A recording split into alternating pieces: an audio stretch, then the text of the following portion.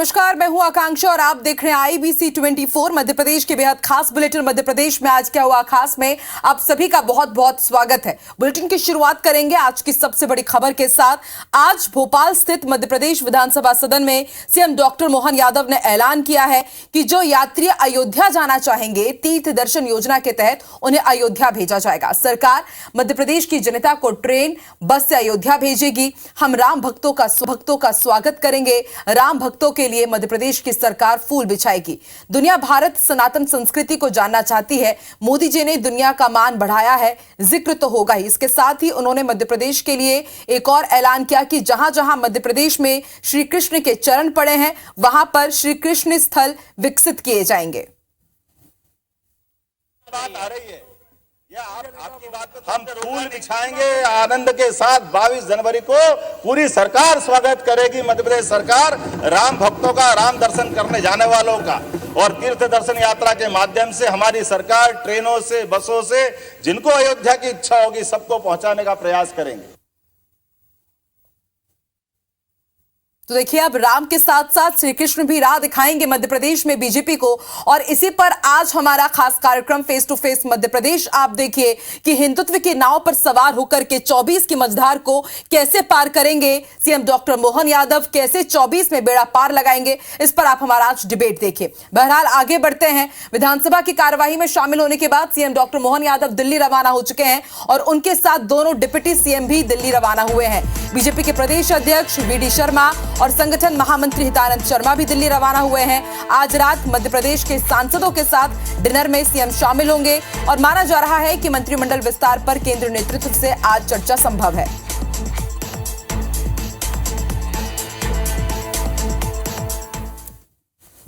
मध्य प्रदेश विधानसभा का सत्र खत्म होने के बाद नेता प्रतिपक्ष उमंग सिंघार ने सीएम मोहन यादव के भाषण पर आपत्ति ली है। उमंग सिंघार ने IBC 24 से बातचीत के दौरान कहा कि जब सीएम डॉक्टर मोहन यादव सदन में भाषण दे रहे थे तो हमें ऐसा लग रहा था कि हम इतिहास की क्लास में बैठे हों, क्योंकि सीएम ने उन मुद्दों पर बात ही नहीं की जिन मुद्दों पर विपक्ष जवाब मांग रहा था। उनसे खास बातचीत की IBC 24 संवाददाता ने। प्रदेश की विधानसभा में आज रोचक चर्चा हुई है। मुख्यमंत्री के अभिभाषण पर कई बार टोका टोकी हुई। नेता प्रतिपक्ष उमंग सिंघार ने भी कई बार टोका और कहा कि मुद्दों पर बात करें। इस वक्त उमंग सिंघार जी हमारे साथ हैं। बड़ी उम्मीदें थी आप लोगों की, मुख्यमंत्री आपके मुद्दों पर जवाब देंगे, राज्यपाल के अभिभाषण पर जो सवाल आप लोगों ने खड़े किए उस पर जवाब आएगा। अब आप जिस प्रकार से देख रहे थे मुख्यमंत्री जी को, तो मुझे तो ऐसा लग रहा था कि सदन के बजाय हम किसी इतिहास की क्लास में बैठे हैं, सब विधायक हों और एक इतिहासकार, एक इतिहास का जो प्रोफेसर होता है वो इतिहास की बात कर रहे। ठीक है, इतिहास की हम सम्मान करते हैं, लेकिन मुख्यमंत्री जी को यहाँ की जो प्रदेश की ज्वलन समस्या जो विपक्ष ने उठाई, सब विधायकों ने उठाई, उस पर बात करना था और उसका आश्वासन देना था कि कब तक सब समस्याएं निपटेगी। लेकिन मुख्यमंत्री जी एक अलग ही मूड में थे, तो हम जय श्री महाकाल के मूड में, तो हम भी ठीक है, वो उनके इसमें क्लास में सब बैठे थे। नेता प्रतिपक्ष के तौर पर आपका ये पहला सत्र था और 2003 के बाद से शायद ये पहला मौका होगा जब तय तिथि के मुताबिक पूरे 4 दिन सत्र चला है।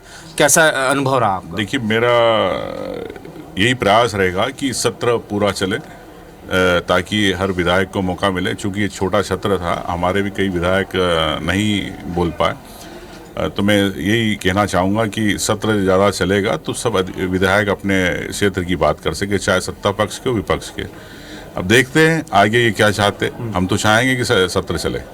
जाहिर है नेता प्रतिपक्ष उमंग सिंघार उम्मीद कर रहे हैं मध्य प्रदेश विधानसभा के स्पीकर से कि आगे भी जो भी सत्र होंगे, चाहे बजट सत्र होगा, सारे जो सत्र हैं वो पूरे तय तिथि के मुताबिक चलें, सारी बैठकें हों और किसी बिना रोक टोक के बेहतरी के साथ मध्य प्रदेश के सत्र आगे चलते रहें। कैमरामैन दीपक के साथ नवीन सिंह, IBC 24 भोपाल। तो मध्य प्रदेश में भले ही शिवराज सिंह चौहान सीएम से पूर्व सीएम हो गए हों, लेकिन अभी भी उनकी लोकप्रियता कम नहीं हुई है। दरअसल पूर्व सीएम शिवराज सिंह चौहान अमरकंटक जाने के लिए बीती रात जबलपुर पहुंचे हुए थे। वहां से वो बरगी पहुंचे और कड़कड़ाती ठंड में बच्चों और महिलाओं ने उन्हें चारों ओर से घेर लिया और लिपट कर रोने लगी। ये देख शिवराज सिंह चौहान की भी आंखों में आंसू आ गए। इस दौरान शिवराज सिंह चौहान ने कहा कि मामा हमेशा भांजे और बहनों के साथ है। मामा का रिश्ता प्यार का रिश्ता है और भाई बहन का रिश्ता विश्वास का है, इसलिए मैं प्यार और विश्वास के रिश्ते को टूटने नहीं दूंगा, ये मैं विश्वास दिलाता हूं। साथ ही पूर्व मुख्यमंत्री ने यह भी कहा कि हमारे प्रदेश के नए मुख्यमंत्री और सरकार आपकी अपेक्षाओं को पूरा करेगी और मैं हमेशा आपके साथ रहूंगा। मैं आप लोगों को छोड़कर कभी नहीं जाऊंगा और हम सब मिलकर प्रदेश को और बरगी को विकास के पथ पर आगे बढ़ाएंगे।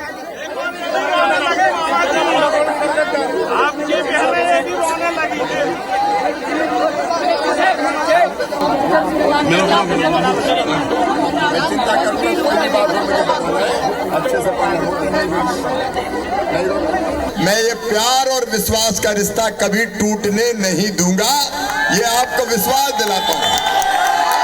हमारे सीएम डॉक्टर मोहन यादव 26 दिसंबर को इंदौर पहुंचेंगे और शहर में पहली समीक्षा बैठक लेंगे। इससे पहले आपको याद होगा उज्जैन की समीक्षा बैठक हो चुकी है। शहर की परिकल्पना और मेट्रोपॉलिटन सिटी के मुद्दों पर चर्चा होगी। बैठक में रखने वाले प्रस्ताव की तैयारी में इंदौर के अधिकारी जुटे हुए हैं।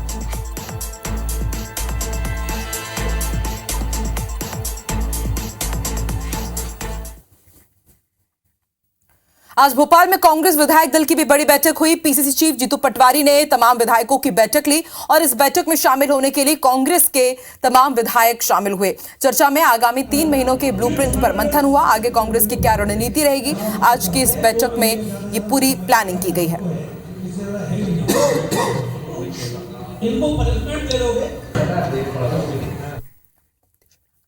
जगत गुरु शंकराचार्य अविमुक्तेश्वरानंद स्वामी आज रीवा पहुंचे। इस दौरान उन्होंने कहा कि जिस देश का मूल ही संस्कृत हो, उस देश में संस्कृत की उपेक्षा हो रही है।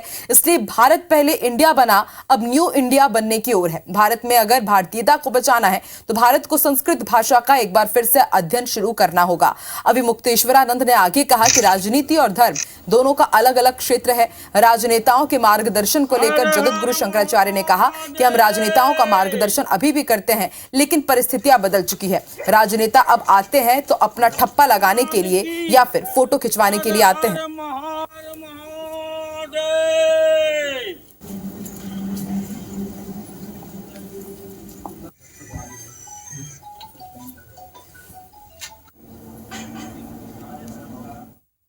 अब समस्या ये हो गई है कि जो राजनीतिज्ञ पहले धर्माचार्यों के पास आते थे तो वो मार्गदर्शन लेने के लिए आते थे। अब परिस्थिति कुछ बदल सी गई है। अब वो आते हैं तो अपना ठप्पा लगाने के लिए या उसके साथ फोटो खिंचवा करके उसका लाभ लेने के लिए आते हैं। मार्गदर्शन किसी को नहीं चाहिए। अगर देने लगो तो आना ही बंद कर देता है।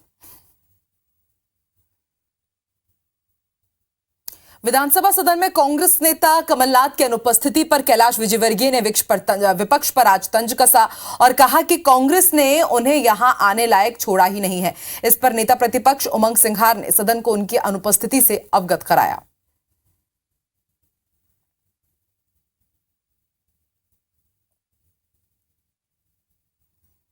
आगे बढ़ते हैं। बीजेपी विधायक प्रहलाद पटेल ने आज एक बड़ा बयान दिया। उन्होंने कहा कि उपराष्ट्रपति की मिमिक्री को लेकर के इसे उन्होंने बेहद दुर्भाग्यपूर्ण बताया है और यह कहा कि इससे ज्यादा दुर्भाग्यपूर्ण और कुछ नहीं हो सकता। उन्होंने यह भी कहा कि मैं इसे गंभीर अपराध मानता हूं। संवैधानिक मर्यादा के तहत राष्ट्रपति उपराष्ट्रपति का पद है, जिस पर कभी भी किसी भी प्रकार की टिप्पणी नहीं हो सकती। पर लोकसभा अध्यक्ष का पद है, प्रधानमंत्री का पद है, वो मर्यादा और परंपराओं के आधार पर उसमें भी संयम बरतना पड़ता है। देश की एक बड़ी पार्टी, उसमें भी राहुल गांधी जैसा नेता ने जो काम किया, मैं उसको ज़्यादा गंभीर अपराध मानता हूँ। जिनने मर्यादा और परंपराओं का भी उल्लंघन किया और नियमों की भी अनदेखी की है। उपराष्ट्रपति जगदीप धनखड़ की मिमिक्री का वीडियो बनाना राहुल गांधी पर भारी पड़ रहा है। देश भर में राहुल गांधी के पुतले फूके जा रहे हैं। सड़क से लेकर सदन तक राहुल का विरोध हो रहा है। लेकिन मध्य प्रदेश में एक ऐसा शख्स है जो राहुल गांधी को सही ठहरा रहा है। दरअसल भोपाल के राकेश कुशवाहा राहुल गांधी के समर्थक है। राहुल गांधी की तरह दिखते भी हैं, उन्हीं की तरह दाढ़ी रखते हैं और 12 महीने सफेद टी शर्ट पहनते हैं। राकेश कुशवाहा ने IBC 24 से खास बातचीत में बताया कि राहुल का जितना विरोध हो रहा है वो उतने ही मजबूत हो रहे हैं। राहुल गांधी की 2 कॉपी से बात की IBC 24 संवाददाता नवीन सिंह ने। राज्यपाल के सभापति जयदीप धनखड़ की मिमिक्री करने को लेकर एक वीडियो वायरल हो रहा है जिसमें राहुल गांधी मोबाइल से शूट करते हुए दिख रहे हैं और विपक्षी जो सांसद हैं जो निलंबित हैं वो उनकी मिमिक्री करते हुए नजर आ रहे हैं। राज्यपाल जयदीप धनखड़ ने इसको लेकर नाराज़गी भी जाहिर की है। प्रधानमंत्री नरेंद्र मोदी ने भी जयदीप धनखड़ से बात की है और विपक्षी जितने भी दल हैं वो सब लगातार बीजेपी सरकार की खिलाफत कर रहे हैं और बीजेपी के तमाम नेता देश भर में राहुल गांधी के पुतले फूंक रहे हैं। इस वक्त मैं मौजूद हूँ मध्य प्रदेश की विधानसभा में और मैं एक शख्स से आपको मिलवाता हूँ। ये राहुल गांधी के जैसे बिल्कुल आपको नज़र आएंगे। राहुल गांधी के पुतले फूके जा रहे हैं। राहुल गांधी ने क्या लगता है, राहुल गांधी ने क्या गलत किया है? देखिए, उन्होंने गलत तो कुछ किया नहीं और ना उनकी सोच रहती है, ना कभी उनकी ऐसी भावना रहती है। अगर उनकी ऐसी भावना रहती होती तो वो भारत जोड़ो यात्रा देश को जोड़ने के लिए, देश को एक करने के लिए यात्रा ना निकालते। और देखिए, भाजपा को तो उनके नाम से कोई ना कोई मुद्दा चाहिए रहता है, तो वो किसी ना किसी तरीके से उसमें वो नुक्स ढूंढ लेते हैं। और मैं तो चाहता हूं कि इस तरीके से ये जो हरकतें कर रहे हैं भाजपाई करें, उससे हमारे राहुल जी को और ताकत मिलती है और बल मिलता है। राहुल गांधी में क्या पीएम पोटेंशियल है, आपको नज़र आता है? बिल्कुल। भारत जोड़ो यात्रा के बाद से जो उनके अंदर स्थिरता और जो मजबूती दिखाई दी है देश में लोगों को, उससे तो मुझे पूरी तरह लगता है कि अब वो पूरी तरह बिल्कुल फिट हैं इस पद के लिए। जाहिर है राहुल गांधी के समर्थक भी हैं और राहुल गांधी से बहुत प्रभावित हैं, इसलिए उनके गेटअप में हैं। 2024 में के लोकसभा चुनाव में कांग्रेस पार्टी और राहुल गांधी के लिए काम करना है और सीधे तौर पर ये दावा कर रहे हैं कि राहुल गांधी में पीएम पोटेंशियल है और राहुल गांधी कभी भी देश के प्रधानमंत्री बन सकते हैं। और चूंकि वो भारत जोड़ो यात्रा के बाद बहुत ताकतवर हुए हैं, बहुत सशक्त हुए हैं, बहुत मजबूत हुए हैं, बहुत स्थिरता उनमें आई है। कैमरामैन दीपक के साथ नवीन सिंह, IBC 24 भोपाल। इंदौर के हुकुमचंद मिल के मजदूरों का इंतजार अब खत्म होगा। 26 दिसंबर से मजदूरों को मुआवजा मिलने की प्रक्रिया शुरू होने वाली है। सीएम डॉक्टर मोहन यादव इंदौर प्रवास पर रहेंगे और इसी दौरान 5,895 मजदूरों को 217 करोड़ 46 लाख रुपए का भुगतान किया जाएगा। सतना शहर में लगातार हादसों को लेकर रेलवे मॉल गोदाम को शहर से बाहर उठाने की मांग की जा रही है। नो एंट्री के बावजूद धड़ल्ले से पूरा दिन यहां पर ट्रकों की आवाजाही होती रहती है। ट्रैफिक बाधित होने के साथ ही यहां पर हादसों का खतरा मंडराता रहता है। व्यापारियों ने अब इससे निपटने के लिए 24 दिसंबर को सर्वदलीय बैठक बुलाई है।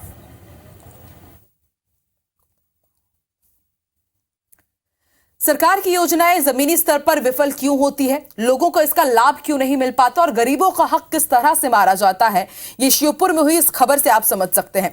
दरअसल आदिवासी महिला की मौत के बाद पति को संबल योजना के तहत 2 लाख रुपए मिले थे, लेकिन सरपंच के बेटे योगेंद्र ने मृत महिला के पति को सिर्फ 50,000 रुपए दिए और 1.5 लाख रुपए खुद रख लिए। पीड़ित लड्डू लाल आदिवासी ने कलेक्टर से शिकायत की, आवेदन दिया।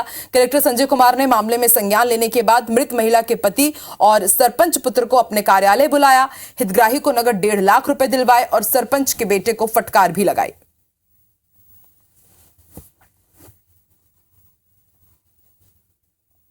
और अब आपको छतरपुर की तस्वीरें दिखाते हैं। 6 करोड़ की बियर पर बुलडोजर चला दिया गया।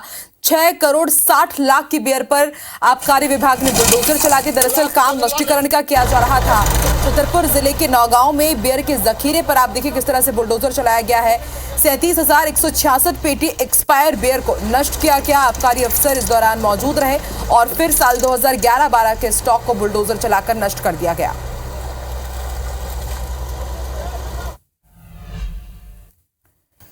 और अब आपको श्योपुर की तस्वीरें दिखाते हैं। श्योपुर में मांसाहार दुकानों और होटलों पर कार्रवाई की गई है।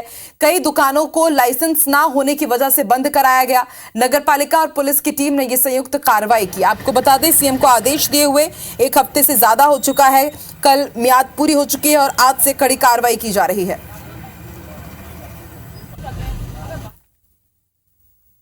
सागर के शाहगढ़ थाना क्षेत्र से एक नाबालिग के साथ सामूहिक दुष्कर्म का मामला सामने आया है।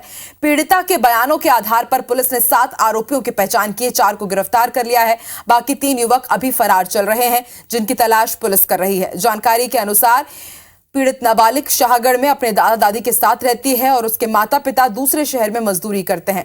घटनाक्रम के अनुसार नाबालिग अपनी सहेली के साथ स्कूल से लौट रही थी, तभी रास्ते में गांव के ही 7 युवकों ने नाबालिगों के साथ अश्लील हरकतें शुरू कर दी। इसी बीच एक नाबालिग भागने में सफल रही, जबकि एक के साथ 7 युवकों ने दुष्कर्म की घटनाओं को अंजाम दिया।